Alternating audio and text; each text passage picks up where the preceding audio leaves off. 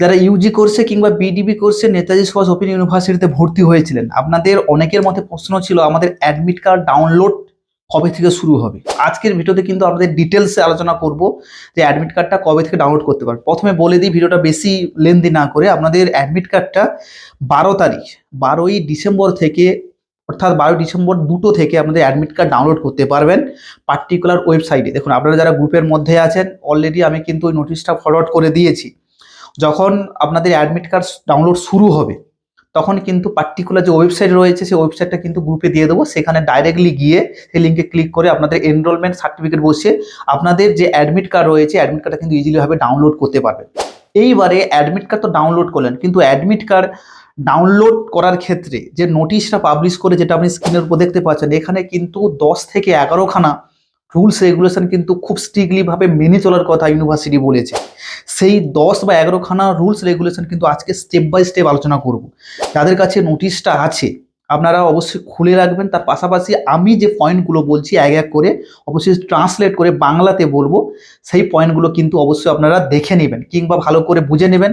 তাহলে কিন্তু আপনাদের পরীক্ষা দিতে কিংবা পরীক্ষার সমস্ত কিছু করতে সুবিধে হবে। আসুন কথা না বাড়িয়ে সেই সমস্ত পয়েন্টগুলোকে আমি স্টেপ বাই স্টেপ আলোচনা করি। প্রথম হচ্ছে যে একটা ওয়েবসাইট দিয়েছে, সেটা হচ্ছে www.w, তারপর হচ্ছে nsoucbdp.com, এটা একটা ওয়েবসাইট। 2 নম্বর হচ্ছে www.wbnsouac.in। এই দুটো ওয়েবসাইটে আপনারা দুপুর 2টোর সময় থেকে 12 তারিখ থেকে 12 ডিসেম্বর থেকে এই দুটো ওয়েবসাইটের মধ্য দিয়ে আপনাদের অ্যাডমিট কার্ডটা ডাউনলোড করতে পারবেন। ফার্স্ট স্টার্ট বলে দিলাম, এখানে কিন্তু কোনো হার্ড কপি দেওয়া হবে না। এইগুলো কিন্তু কোনো রুলস নয়।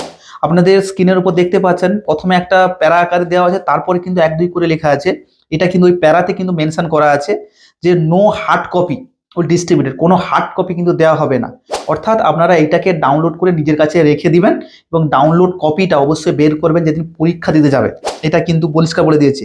তারপরে বলেছে এটা কিন্তু কম্পালসারি আপনাকে ডাউনলোড করতে হবে এবং এই হার্ড কপি আপনাকে প্রিন্ট কপি যেটা বলবো সেটা কিন্তু বের করে আপনার কাছে রাখতে হবে। তারপর বলেছে যদি ইনভ্যালিড স্টুডেন্ট দেখায় তাহলে কিন্তু আপনি বুঝে যাবেন যে আপনি ফর্ম ফিল আপ করেননি কিংবা অ্যাসাইনমেন্ট পরীক্ষা সাবমিট করেননি।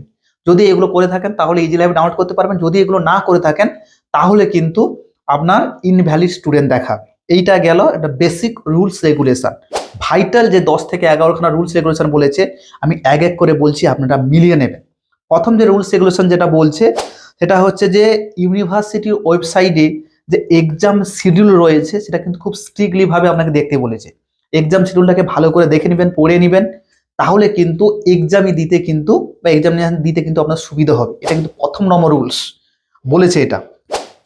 2 নম্বরটা হচ্ছে অ্যাডমিট কার্ড এবং অরিজিনাল এনরোলমেন্ট সার্টিফিকেট ছাড়া কোনোভাবেই আপনি এক্সাম সেন্টারে ঢুকতে পারবেন না। ভালো করে বুঝে নিন, অরিজিনাল এনরোলমেন্ট সার্টিফিকেট, তার পাশাপাশি হচ্ছে অ্যাডমিট কার্ড যেটা আপনি ডাউনলোড করলেন এবং তার প্রিন্ট কপি বের করলেন, এই দুটো জিনিস ছাড়া কোনোভাবেই আপনি পরীক্ষা সেন্টারে এন্ট্রি হতে পারবেন না। আমি সবসময় ভিডিওতে বলছি এই দুটো জিনিস কিন্তু অবশ্যই পরীক্ষাতে যাওয়ার আগে ব্যাগে আছে কিনা দেখে নেবেন বা রাতে ঢুকিয়ে নেবেন, না হলে কিন্তু পরীক্ষার সমস্যায় পড়ে যাবেন। তার পাশাপাশি যারা এখনো পর্যন্ত এনরোলমেন্ট সার্টিফিকেট ডাউনলোড করেননি, আমরা কিন্তু বারবার গ্রুপে যারা আমাদের সঙ্গে পরিষেবায় আছেন বলে দিচ্ছি, আপনারা কিন্তু শনি রোববার করে গিয়ে আপনাদের এনরোলমেন্ট সার্টিফিকেট কলেজ থেকে কালেক্ট করবেন। এইটা কিন্তু মোস্টলি এসেনশিয়াল। এটা ছাড়া কিন্তু কোনোভাবে আপনি পরীক্ষা সেন্টারে ঢুকতে পারবেন না, মাথায় রাখবেন। 3 নম্বরটা হচ্ছে যে ফলো দ্য এক্সামিনেশন ডেট। এখানে যে বলছে কোন কোন পেপারের কোন কোন সাবজেক্টগুলো কোন দিন রয়েছে, ফার্স্ট হাফে না সেকেন্ড হাফে রয়েছে, এগুলো কিন্তু স্ট্রিক্টলি ভাবে আপনাকে মেনে চলতে হবে। 1 এবং 3 পুরো কিছুটা কিছু সেম টু সেম ইনস্ট্রাকশন দিয়েছে ইউনিভার্সিটি, দুটোই অর্থটা একই। আপনাকে এক্সামিনেশন যে রুটিনটা দিয়েছে বা যে ক্রাইটেরিয়া দিয়েছে বা আপনাদের মানে ফর্মালিটি বলেছে কোন কোন দিন পরীক্ষা হয়, ফার্স্ট হাফে সেকেন্ড হাফে, টাইমিংসটা কিন্তু ভালো করে ফলো করতে হবে। না হলে আননেসেসারি আগডুম বাগডুম ভাবে মানে ফলো করে ওখানে গিয়ে আপনি চলে যাবেন, তাহলে কিন্তু পরীক্ষা ফেসে যাবে। এই জিনিসটা কিন্তু মাথায় রাখবেন। 4 নম্বর যে অপশনটা হচ্ছে পরীক্ষার শুরু হওয়ার আধ ঘন্টা আগে এক্সাম সেন্টারে যে গেট রয়েছে সেই গেটটা খুলবে। তাড়াহুড়ো করবেন না, আপনাকে মাথায় রাখতে হবে পরীক্ষা সেন্টারে প্রথম দিন 1 ঘন্টা আগে, তার পরের দিন আধ ঘন্টা আগে থেকে আপনাকে উপস্থিত হতে হবে। প্রথম দিন আপনাকে রোল নম্বর খোঁজার ব্যাপার থাকে, 1 ঘন্টা আগে খুঁজে আপনাকে খুলে দেবে। তারপরে কিন্তু আধ ঘন্টা আগে, মানে যেদিন আধ ঘন্টা বাকি থাকবে ওই সময় গেট খুলবে। আননেসেসারি ওখানে গিয়ে বিতর্কে জড়াবেন না, তর্ক করবেন না। আধ ঘন্টা হলেই কিন্তু আপনার গেট খুলবে। এখানে স্ট্রিক্টলি বলেছে যে রুলস রেগুলেশন গুলো আমাদের অ্যাডমিট কার্ডে বলেছে সেইগুলো শুধু ফলো করবেন।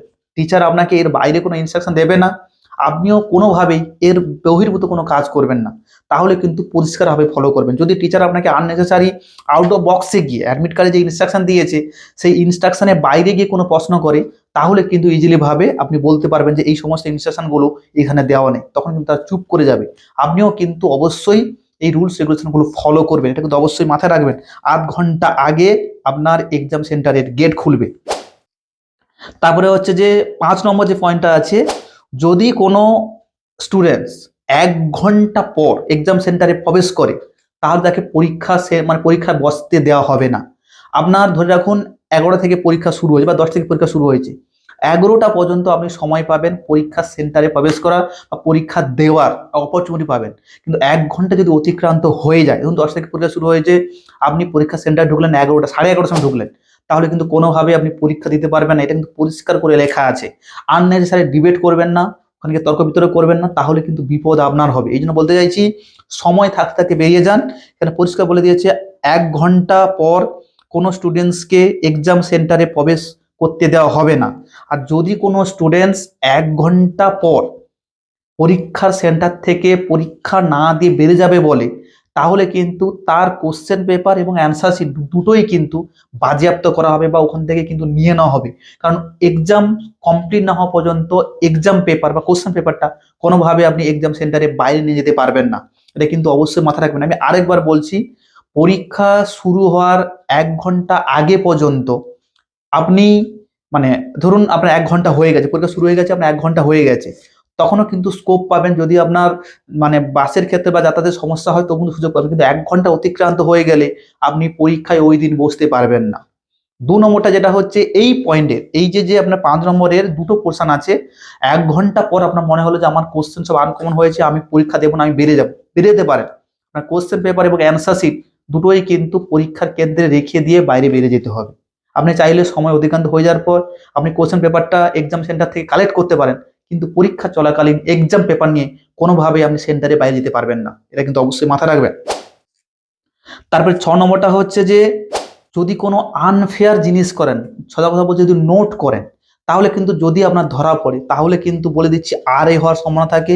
বা ইউনিভার্সিটি যদি মনে করে আপনার খাতা মানে মানে ছাড়িয়ে নিয়ে ওই দিন কিন্তু পরীক্ষা সাসপেন্ড করে দিতে পারে। RA শুধু নয়, সাসপেন্ড করে দিতে পারে যদি আপনি অসৎ উপায় অবলম্বন করেন। যারা এখনো পড়া শুরু করেননি, পড়া চালিয়ে যান, প্রিপারেশন নিয়ে যান, লাস্ট মিনিট সাজেশন আমাদের আছে, এগুলো পড়ে কিন্তু রেডি হয়ে যান, না হলে কিন্তু বিপদ আপনার আসতে পারে। এখানে পরিষ্কার বলে দিয়েছে আনফেয়ার জিনিস যদি করেন, ইউনিভার্সিটি যা সিদ্ধান্ত নেবে সেটা আপনাকে মাথা পেতে মেনে নিতে হবে।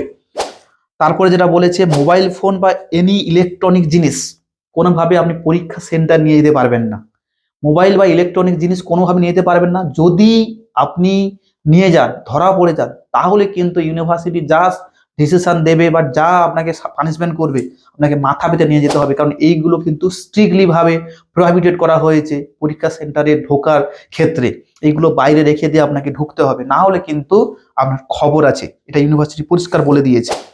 তার পাশে বলেছে pen, pencil, normal calculator, geometric item ছাড়া অন্য কোনো জিনিস নিয়ে যাবেন না। একটু জলের বোতল নিয়ে যেতে পারেন।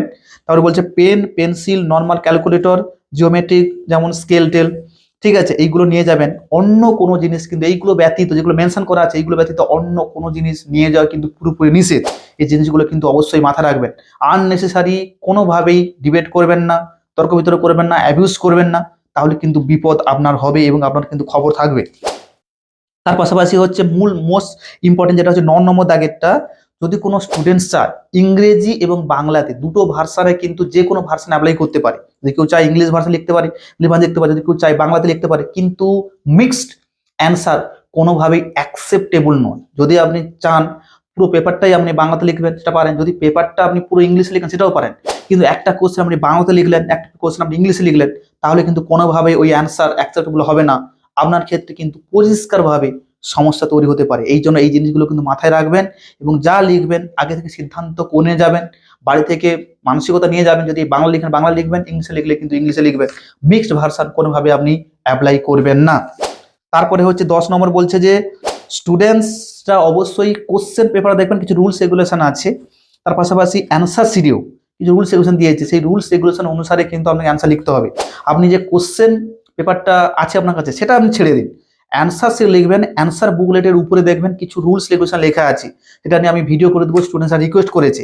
সেখানে 4টা-5টা মতো রুলস রেগুলেশন রয়েছে, এটা কিন্তু প্রথমে পড়ে নেবেন পরিষ্কারভাবে, তার বেসিসে আপনি অ্যান্সার লিখবেন। না হলে কিন্তু আননেসেসারি নিজের মতো করে অ্যান্সার লিখবেন না। ইউনিভার্সিটি যেভাবে ইনস্ট্রাকশন আপনাকে দেবে সেই ইনস্ট্রাকশন ফলো করে আপনি কিন্তু আপনার অ্যান্সার লিখবেন, না হলে কিন্তু আপনার খবর আছে। 11 দাগে যারা বলেছে এই যে 10 নম্বর 1 থেকে 10 পর্যন্ত যে রুলস রেগুলেশন বলে দিল, এগুলো কিন্তু প্রত্যেকটা মোস্টলি ইম্পর্টেন্ট, এগুলো কিন্তু আপনাকে ফলো করতে হবে। তাহলে আপনি বুঝতে পারলেন যে কি কি রুলস রেগুলেশন মেনে বা ফলো করে আপনি কিন্তু পরীক্ষাতে যাবেন। এই জন্য এখনো সময় আছে, পড়া শুরু করুন, সিস্টেমেটিকভাবে পড়ুন, দেখবেন সবকিছু সুন্দরভাবে হবে। আদারওয়াইজ যদি এইরকম কনসেপ্ট নিয়ে যান যে পরীক্ষা সেন্টারে গিয়ে আমি কিছু অ্যাডভান্টেজ নেব, তাহলে কিন্তু আপনার খবর আছে। আমরা বলতে চাই ভালো করে পড়ুন, যদি কোনো সাজেশন দরকার থাকে স্ক্রিনে তো নম্বরে যোগাযোগ করে নিন, আমরা কিন্তু ফুলভাবে আমরা সাপোর্ট করে দেবো, সুন্দর করে আপনি পরীক্ষাটায় বসতে পারবেন। দেখা হচ্ছে অন্য কোনো ভিডিওতে অন্য কোনো সময়। আর যদি কোনো রুলস রেগুলেশন বুঝতে অসুবিধা থাকে কমেন্ট করবেন, আমাদের টিম তো ডেফিনেটলি আপনাকে হেল্প করে দিবে। ভালো থাকুন সবাই।